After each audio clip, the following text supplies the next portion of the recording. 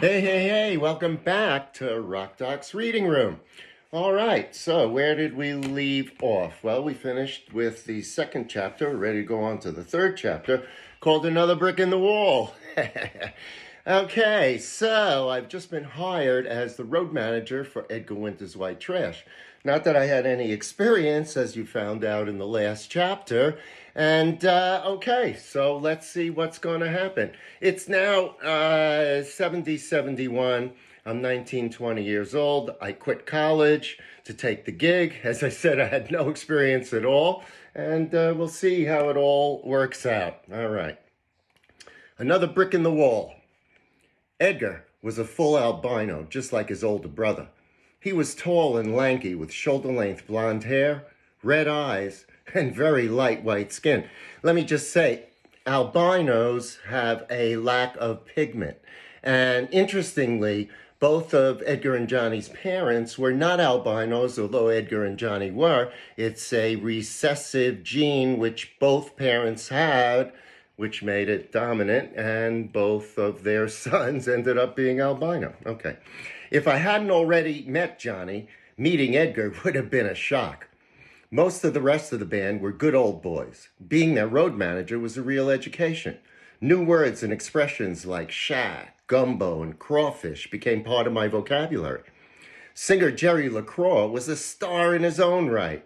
He had a distinctive gravelly voice, perfect for white Southern R&B. He and Edgar went way back, and the band was the realization of their childhood dreams. So they co-headlined, officially naming themselves Edgar Winter's White Trash featuring Jerry LaCroix.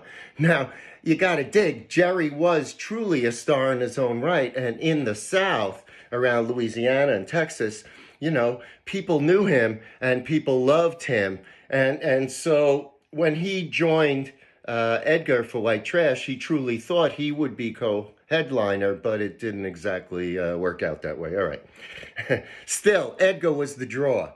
He was a master musician, and it didn't hurt that he looked outrageous. And as I said, albino, lack of pigment, white skin, no pigment in the eyes, very difficult to see, hair all white, etc. Okay. It was his band, and everybody knew it. And as I said, this caused tension between Jerry and Edgar. One of my primary jobs was to diffuse the almost constant bickering that existed between them, often made worse by their wives. And I know out there are all kinds of musicians and all kinds of bands, and if you have girlfriends and wives, you know what I mean. It can be a really difficult job, not only to deal with the musicians, but to deal with the various entourages that the musicians would have come along with them. All right. So, where was I? We didn't go on the road until a few months after I'd become their road manager, while Edgar and the band were working in the CBS studios in New York City on their debut album.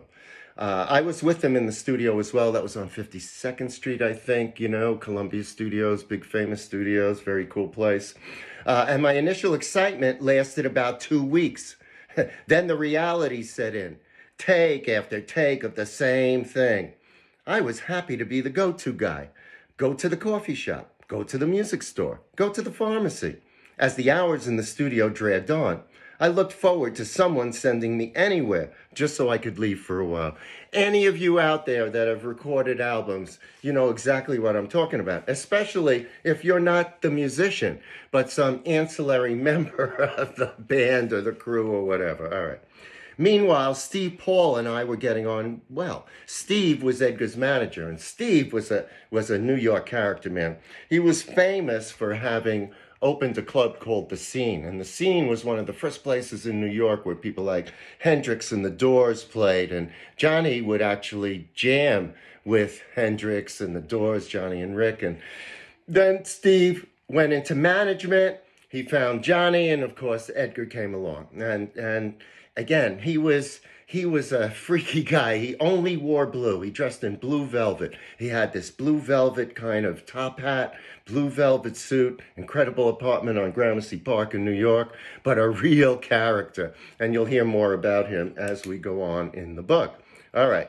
So meanwhile, Steve Paul and I were getting on well. I was a quick learner, and in addition, I think he saw my business potential. He took me along to important business meetings, including one renegotiating Johnny's record deal with Columbia's Clive Davis. I couldn't believe that he invited me to go. This was my first time in a meeting with the record company president. Even though I was an observer, I felt like I had taken an important step forward. Steve walked in like he owned the place. He introduced me as Edgar's new road manager. Clive was gracious. He told me he thought Edgar was fantastic and that he was on his way to becoming a big star. During the negotiations, Steve and Clive threw numbers back and forth, each justifying why they were right. Clive was not going to let Johnny Winter walk away, and I'm sure he knew the meeting was going to cost him more money. It was just a matter of how much. I realized that most of what was going on was posturing and attitude. The meeting was like a poker game, and it was a good lesson for me on negotiating and doing business. I really appreciated the opportunity to be in on that, be a fly on the wall. And of course, later on, I was involved in other meetings similar to that with other record company presidents like Ahmet Ertegun. And, you know, it was always pretty much the same. Everybody came in pretty much knowing how it was going to end up. It was just a matter of the numbers. Okay. All right. Once the band did go on the road, I learned another important aspect of being a road manager. It happened during my first gig. Neil, what the happened to the sound? Barbara, Edgar Winter's wife, who had delivered these words, was not happy. We had just finished playing at a medium-sized club in Buffalo, her hometown. During the show, she'd been sitting in the back with a sizable group of family and friends. The weather coming up from the city had been atrocious. More than half a foot of freshly dropped snow had covered most of New York State. The ride was painfully slow, and the band hadn't had time for a sound check. I was nervous. In addition, we didn't travel with a sound system. It was my responsibility to make sure the venue supplied one, and I had. But I had never thought about exactly who would be behind the mixing board. By the time I settled the band into the hotel and got back to the club, the place was filling up. I looked around for the sound guy to give him our set list. The promoter was on stage talking to one of my roadies. "Where's the sound guy?" I asked.